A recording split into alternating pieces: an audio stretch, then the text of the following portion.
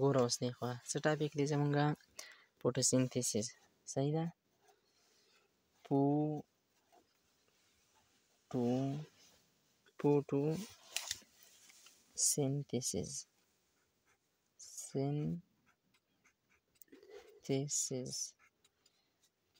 د نهم د بایولوژي 9 نمبر چپټر دی دا به اوس مونږ وایو په دې کې بایو انرجیټکس کې دا ټاپک دی فوټوسینتھیسس صحیح ده نو سټارټ کوو فوټوسینتھیسس مونږ سره د دوو لفظونو نه جوړ دی ټیک ده د څو نه د دوو لفظونو نه یو دی فوټو او بل دی سینتھیسس دا دواړه مونږ سره اصل کې ګریک ورډ دی صحیح ده ګریک ورډ دلته ورته ولیکو یو ځای کې څه دي دا ګریک ورډ یا فرق نه کوي دا فوټو مطلب یې لایټ فوټو مطلب مونږ سره څه دی لایټ او لایټ ویلی کېږي رڼا ته او سینتھیسس چې دی د دې مطلب دی ټو مینوفیکچر چې څه کړي تیار کړي د فوټو مطلب دی لایټ او سینتھیسس مطلب دی ټو مینوفیکچر چې تیار کړي فوټوسینتھیسس بیا درته وایم چې دا یو ګریک لفظ دی مونږ سره د یوناني ژبې لفظ دی چې د فوټو مطلب دی لایټ او د سینتھیسس مطلب دی مینوفیکچر چې تیار کړي نو تعریف یې مونږ داسې کوو ګورئ اوس ورته د مینوفیکچرینګ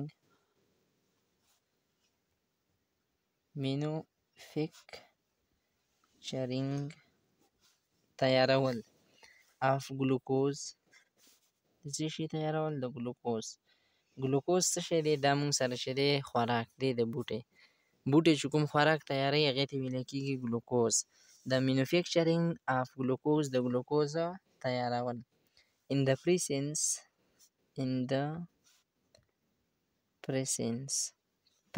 ویلی کېږي موجودګۍ ته of کلوروفیل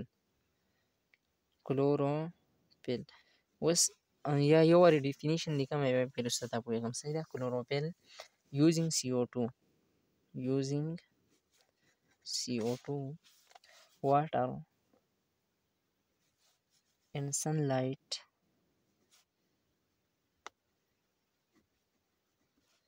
sunlight and releasing oxygen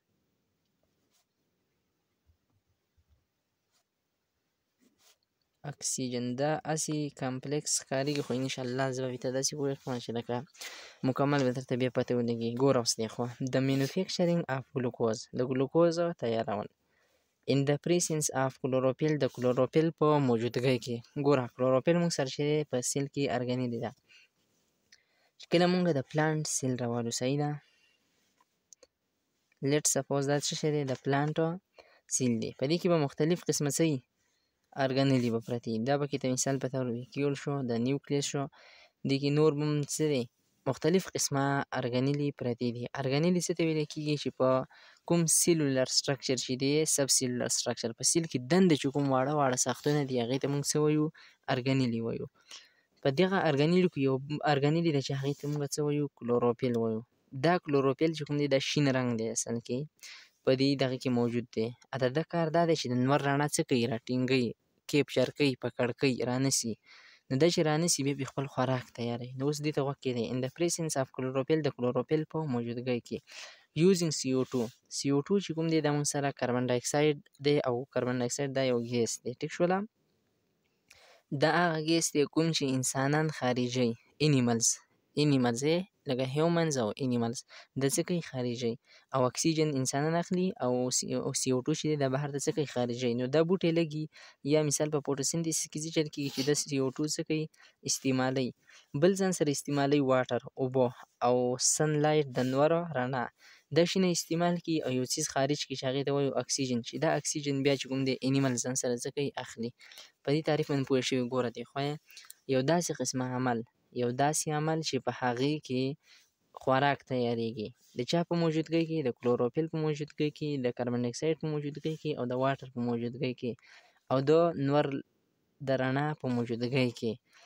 خپل خوراک یو څیز تیاری او اکسیجن څه کوي خارجوي نو دغه عمل ته مونږ وایو فوټوسینتھیسس صحیح شوه اوس دا فوټوسنتیسیس په چا کې کیږي دا وایو صحیح شوه چې دا یو داسې عمل دی چې په دې کې خوراک تیارېږي نو مزې دي دا کوم عمل دی دا اوس په چا کې کیږي دا به زیاتره کیږي په آټوټراپ کې اکر ان آټوټراپ آټوټراپ څه ته ویل کېږي هر هغه ارګانیزم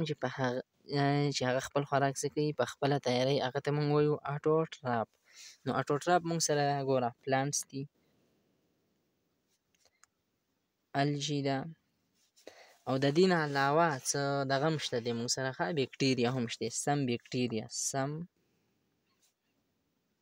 بکټیریا ټیک شوه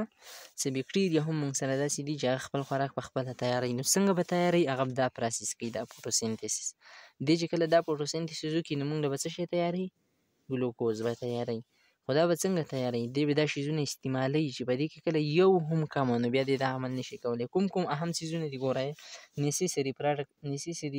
چې کوم څیزونه دي که نه هغه څه دي نیسیسري پراډکټ لازمي چې کوم پراډکټ دي دې دپاره هغه کوم دي ګوره یو به دې کې کلوروفیل به لازمي کلوروفیل ما تاسو ته وي دا یو ګرین پیګمنټ دی یو شین رنګ دی خو دا یو ارګانیلي ده اصل کې څه ده ارګانیلي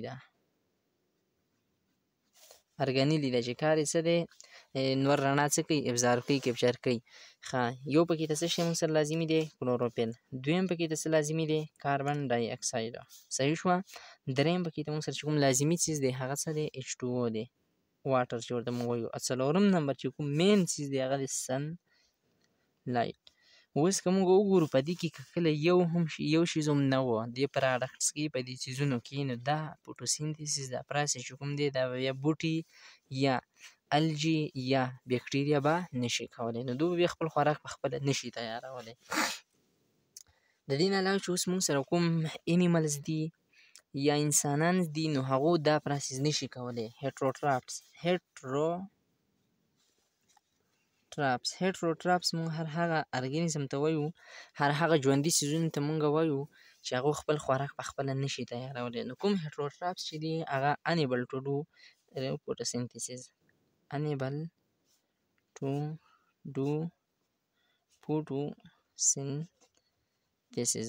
هغه دا فوټوسنتیسیس نشي کولی صحیح ده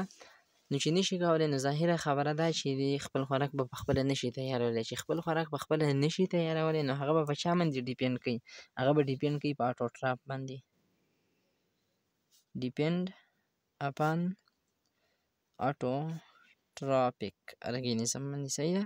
هغه چې کوم څومره آټوټراپس دي چې خپل خوراک په خپله تیاروي په هغو باندې به ډیپینډ کوي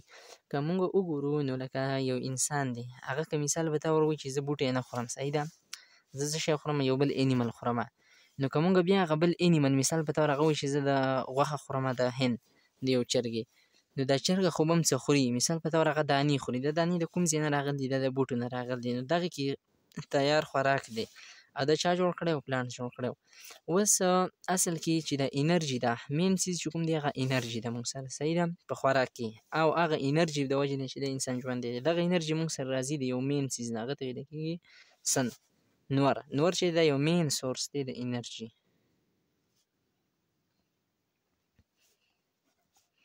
مین سورس اف انرژي خو مسله دلته کې ته دا ده چې څومره هیټروټراپس دي لکه انسانان شو یا ځناور شو هغو دا انرژي ډایرکټ اخیستلی نشي